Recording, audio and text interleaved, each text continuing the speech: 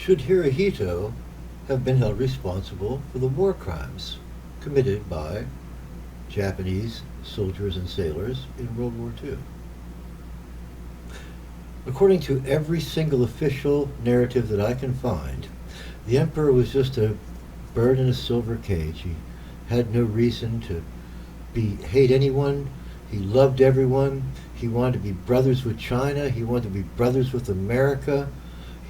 He would never go to war. That's what it says, the official narrative. That would be as if we said that FDR, or the English said that Churchill, was not responsible for the conduct of the war, because the British king did not sit in, or the queen, did not sit in on every policy meeting. As a matter of fact, the king and queen had no influence on policy at all, whereas the Japanese emperor sat in on every policy meeting, and his seal was required for any promotion to become policy. He was the peak of the hierarchy. He was not a figurehead. Here's what I think. Quote, Japan is daimyo, doing what they want. The imperial court, and by inference the Kenpaku, is a toothless tiger.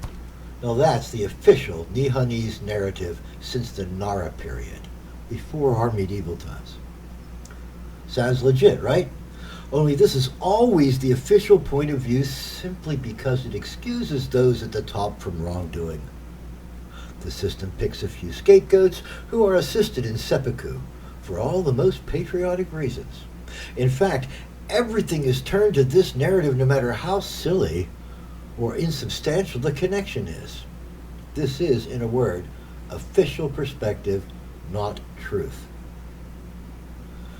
A race that commits suicide for a toothless tiger is not the Japanese race. Think about it. The emperor is a stuffed shirt nobody, or the symbol of a united, not divided, Japan, something worth dying for? I choose the latter. Almost everyone else chooses the former. I feel they and you are falling for the exact narrative bias that they and you seek to escape. The emperor was at all policy meetings. Had he admonished troops, which he did on occasion, they would either A, ride through hell to change his mind, or B, obey. The former doesn't make sense, even from the Japanese point of view. The emperor is flawless. His decisions are final. This is official doctrine.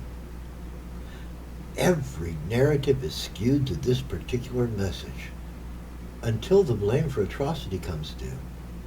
Then, suddenly, good company men start being offered up to the Allied War Crimes Unit. Is everyone so fooled by the past and present masters of dissemination?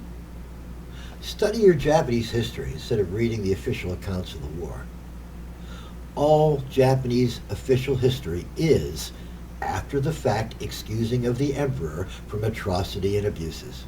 In other words, the yen stops far short of its intended target. Every time. Every time. Every time. 800 years worth of times.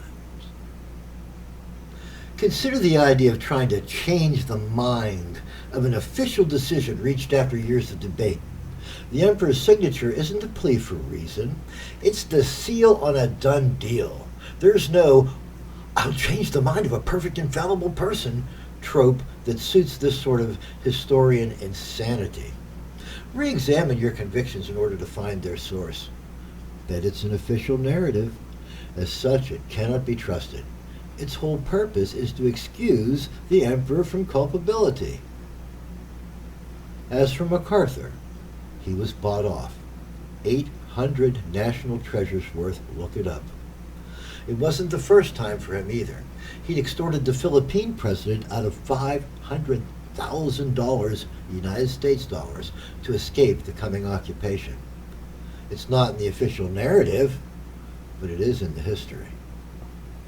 Wild Bill.